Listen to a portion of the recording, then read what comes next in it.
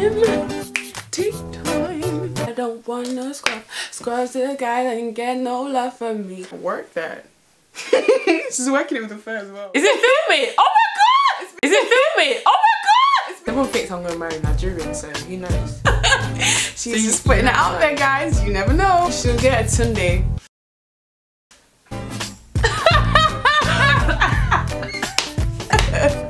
Hey guys, I hope you're okay. Welcome to tea time. Got my guest here, very special guest. She's been following me around my life for like 10 years. How can someone who's older than you follow you? And same primary school. Yeah, that's it. Same secondary school. Yeah. Same college and same city for our uni. Yeah. And I'm 1 year older than her, which means that she followed me. So guys, we're here to talk about discontentment.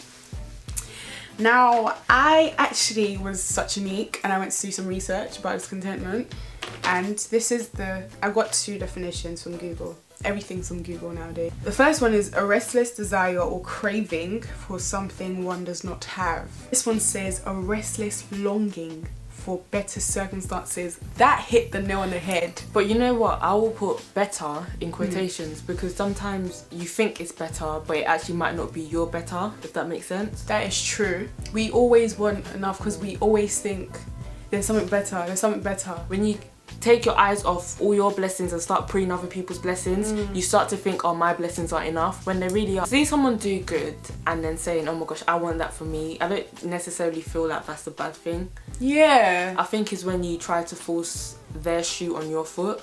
So it's like, I have to have that. I have to have that exact one. That exact one. Sometimes we feel like this is the way, this is right for me, this is right for me. Even now I still feel like there's some ways that God is not allowing me to take. But I feel like we all have things we want.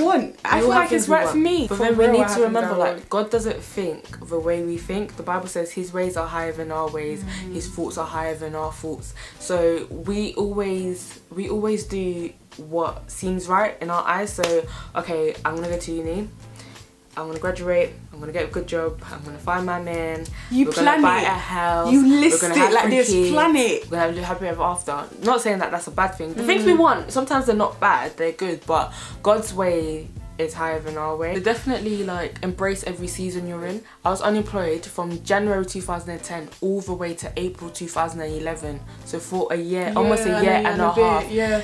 When I tell you, let me tell you all the interviews I went to. I went to like 3 Waitrose interviews, I went to 2 John Lewis interviews, I went to a H&M interview where a woman told me I wasn't H&M enough, I went to a Topshop interview, I went to a Zara interview. At least once a month I had an interview. I went to M&M's interview. After about the 5th one that she counted me, I'm not gonna lie to you, that's where my patience comes in. Go. I would have given up. I was applying for Next, and Next's application, I don't know if it's changed, but those times, hey, I would apply for every Next application. I'll just redo the test. John Lewis and Waitrose, she applied for everything. For a whole year and a half, didn't get anything, and it got to my second year of college. I started to get so worried. My mum had to tell me, Gloria, you need to start applying for jobs. You need to stop applying for jobs, because I started to depress myself because I kept getting rejections. And long story short, I started uni without a job, and then halfway through my first year, I got a job in River Island. So I went back to River Island. And then in September, beginning of second year, I got a job in H&M. And it's funny, I went back to that H&M where that woman said I wasn't H&M enough. I was like, what is H&M enough? Who are you talking about? But anyway, the point of my story is that season was so hard. I don't think you understand. I used to cry all the time. It's funny because I went for a similar thing this year as well. I'll tell you that later. So it's like I was going to interviews, I just felt like I wasn't good enough, I felt like I was inadequate, blah, blah, blah. And God turned it around. And even though I was working on those places, I didn't understand the whole interviewish thing until now. Now, if I go to an interview, I already know what to prepare. Kind of. I'm not saying I blast my interviews, I really don't. But my experience of interviews has led me to have so much knowledge of interviews that I know what to prepare, I know what they might be looking for, and because you've been to so many. Yeah, it's kind of made me a stronger person, and it's also given me knowledge to tell other people as well, to encourage other people as well. Never stop looking. And it's just like everything you try to do, is not coming, it's just not going the way you want it, or it's not going anywhere. It's not even the way you want it, it's not even the way you don't want it. It's just not working. So I think there, people have the right to feel discontent. You think? The right? Okay, not the right, but then I'm just trying to spin it around. A reason, thank you. Not the right, a reason. A reason to be upset, yes. A reason to be discontent, no. I feel like you can be upset, you can be like, okay, God, what is going on? You know, all these interviews, all these things, they're rejecting me. But discontent is, I think discontentment, I think discontentment is when you're not happy with what you're going through. Yes, we may not be happy with what we're going through, but then we want to compare to A, B and C. Thingy got that interview, but she got the job. I didn't get the job. No, but then I don't think discontentment always breeds from you looking at, it might just be you looking at your situation.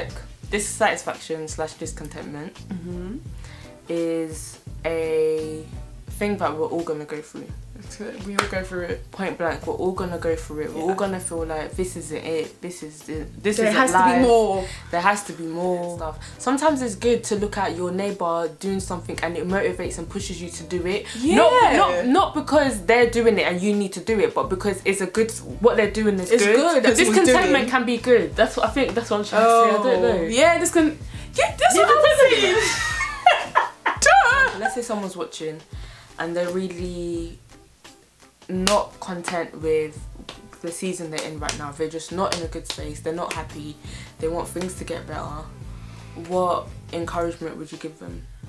I would say try, and I'm saying try because I've been in that situation before and it's really hard. Try your best possible to change your perspective on whatever situation you're in. That is where it starts from. If you're in a place where you're feeling really discontent, what you need to do is sit down, look at your life and appreciate everything that's good. One way of doing that is by realising that things could be worse. Once I graduated uni, I had a hard time getting like a graduate job, but one thing I always told myself is, listen, the fact that I graduated is a big thing. There's so many people out in this world, and this is not to compare yourself to someone saying, well, I'm better than you. It's just to realise how blessed you are.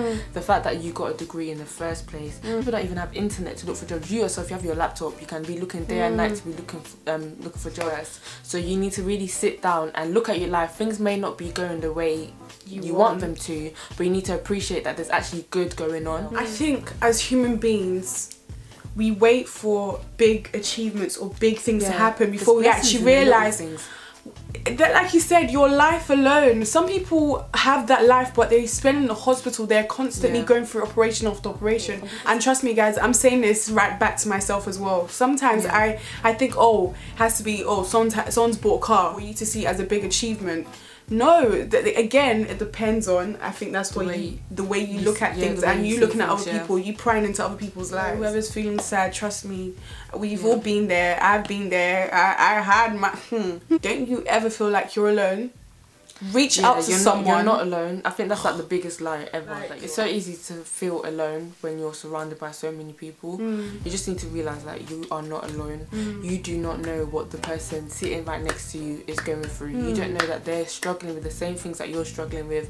They've been through what you've been through, or they need to hear what you're going through to stay encouraged. Oh, we think sharing our problems is for us. Sometimes you're actually, God wants you to share it with that person because He's going to use your problem as a testimony for them. Oh, like that's why we feel discontent, because you're only looking at what's around you. You're preying on Instagram, preying on Facebook, preying on Twitter. You should be thankful for your girl. You should be thankful for your ups and downs, because at least you're fluctuating. At least you're moving. You know, you're not stagnant. You're changing and you're growing. That's what we need to realise. Yeah, growth happens through change. You know, have you heard of growth pains? You know, when some people are like physically growing, sometimes like their knees hurt. Even squats, when you want your bum to grow. Yeah, exactly. Things hurt. Things that stretch, things that grow, it hurts, but the hurt comes with the process. And like, it feels good. Like, it feels good going to the gym and you know you banged out the hardest workout, your thighs are on fire, hey, you cannot even walk. Feels good knowing that the result that I'm gonna see Everything we go through builds character, and character lasts. My character, I'll be straight up, it's not even about being humble or anything. I need to improve my character so much. There's so much flaws in my character. You can buy your hair if it won't grow. You can wear this. So yeah, you know. You can buy all the makeup. Yeah, exactly. You can go MAC, you can buy makeup and stuff to make you look good, but you cannot buy character. That leaves a long legacy. Everything we go through, discontentment, and everything we go through, all the ups and the downs, all the fire, everything, it just refines you. When you first see a diamond dug up from the ground, it does not look nice, but when you refine it, when you shape it, when you chip the dirt off and it starts glistening, that chipping, do you think it hurt the diamond? Failure is not the end. That's the thing, especially for those who are have some sort of talent or whatever, whether you write, whether you sing, whether you dance, whatever you do, keep doing it. So whether people are reading it, whether you get one view, whether you get one read, wherever you get one listen, whatever it is, just keep doing it, just keep pushing it, because you never know who needs to read that. Imagine J.K. Rowling was like, I'm done with writing, let me go work in Sainsbury's. Let me just retire, let me just be a teacher. We will not have Harry Potter books. Them actors and actresses who got their chance, I bet Daniel Radcliffe, I think that's his name, they would have got a chance. Oh your gift connects so many people. Jeez. sorry. She's actually touching your gift connects so many people. You don't know what your gift can bring for people. Your gift is not about you. So your discontentment will come, feeling down will come, but you need to remember to not give up. Don't despise today's a small beginning. But a seed put in the ground that is watered and watered and watered and watered and watered and watered will grow. So guys, if you want to share, please feel free to. I'll always leave my email. I'll always leave my social media. I'll leave my email as well. And Gloria will leave hers as well. Check out my blog, Destiny Awaits. Yeah guys, you go check that out, because that's going to bless you, bless me as well, especially her most recent topic, bless me. I'll leave her everything there for you. So number, joking. You want to get that Sunday, don't you? You make me sick. It starts with you and your positive thinking, so don't you ever renew your mind as well. Change your mindset. Get your mind out the gutter. I'm gonna do a different video about mindset. Guys, thank you so much for watching. Thank you so much. And I hope this has blessed somebody as it has blessed me. I always wanted to say this: subscribe, click like, comment below. I'll see you later. I'll see you in my next video, and thank you so much for coming to my channel. They call me Team Snare. Let's go. You want la snare? Alone snare. Ota snare. Ota ta snare. Mon lo.